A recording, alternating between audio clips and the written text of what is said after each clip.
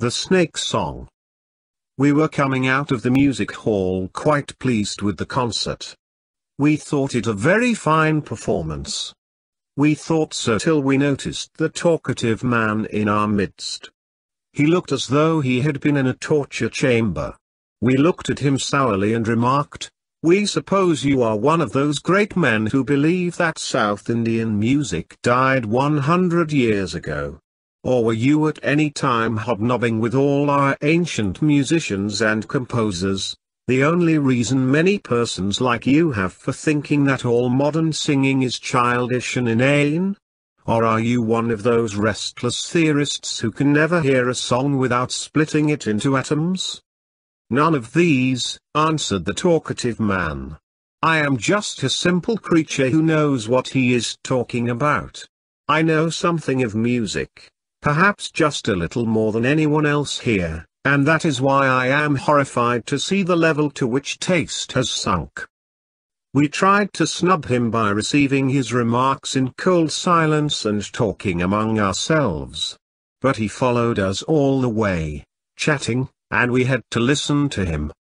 "Seeing me now," said the talkative man, "perhaps you think I am capable of doing nothing more artistic than selling chemical fertilizers to peasants.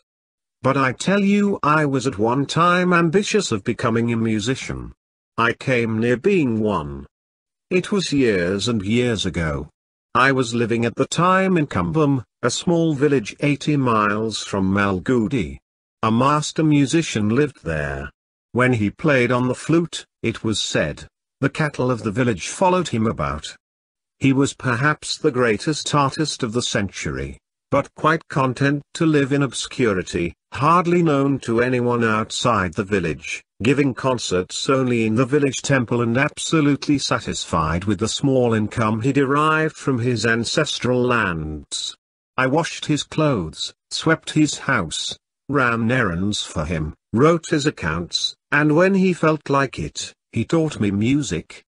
His personality and presence had a value all their own, so that even if he taught only for an hour it was worth a year's tuition under anyone else. The very atmosphere around him educated one. After 3 years of chipping and planing, my master felt that my music was after all taking some shape. He said, "In another year, perhaps, you may go to the town and play before a public, that is, if you care for such things." You may be sure I cared. Not for me the greatness of obscurity. I wanted wealth and renown.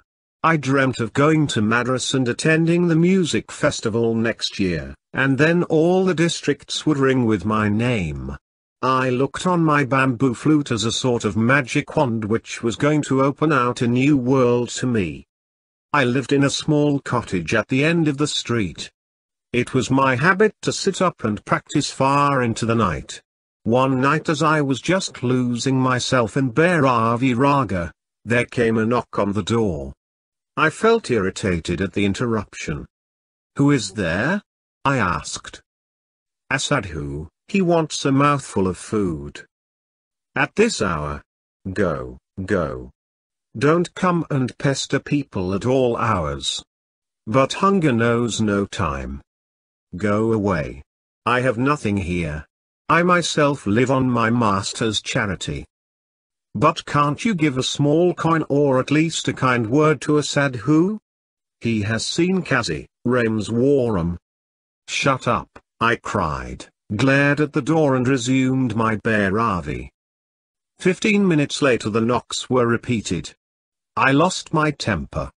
"Have you no sense? Why do you disturb me? You play divinely. Won't you let me in? You may not give me food for my stomach, but don't deny me your music."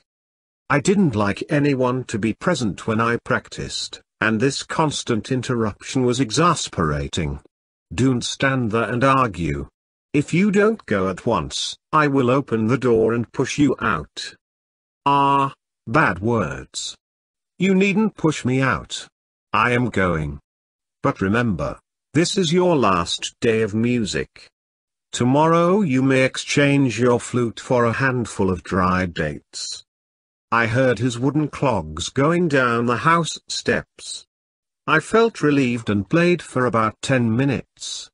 But my mind was troubled. His parting words. What did he mean by them? I got up, took the lantern from its nail on the wall and went out. I stood on the last step of my cottage and looked up and down the dark street, holding up the lantern. I turned in. Vaguely hoping that he might call again, I left the door half open. I hung up the lantern and sat down. I looked at the pictures of gods on the wall and prayed to be protected from the threat of the unseen mendicant. And then I was lost in music once again. Song after song flowed from that tiny bamboo and transformed my lonely cottage.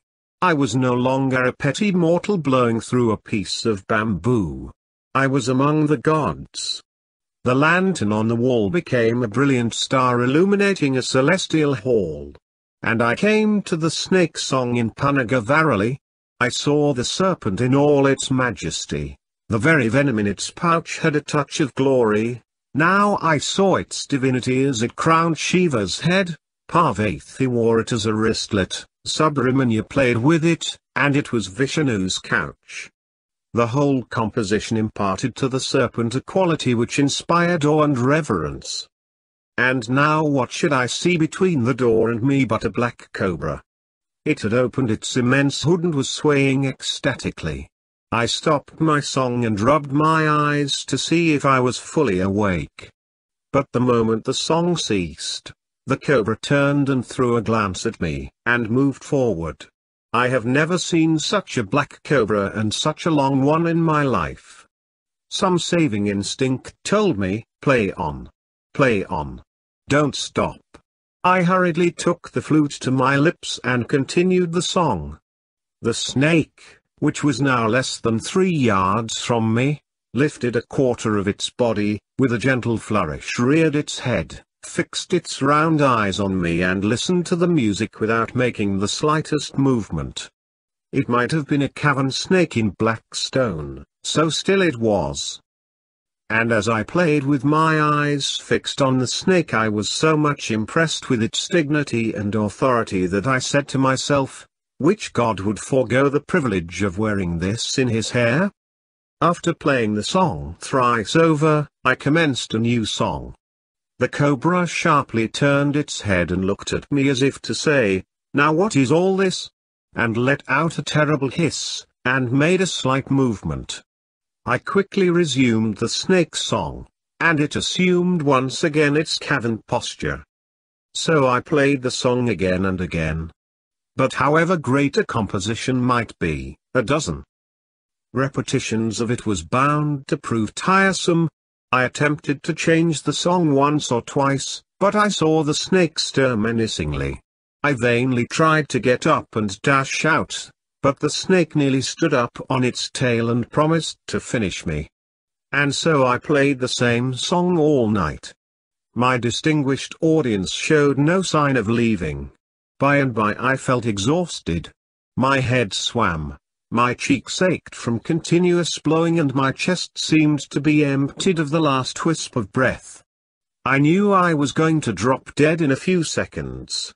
It didn't seem to matter very much if the snake was going to crush me in its coils and fill me with all the venom in its sac. I flung down the flute, got up and prostrated before it, crying, "Oh, Nagaraja! You are a god. You can kill me if you like, but I can play no more." When I opened my eyes again, the snake was gone.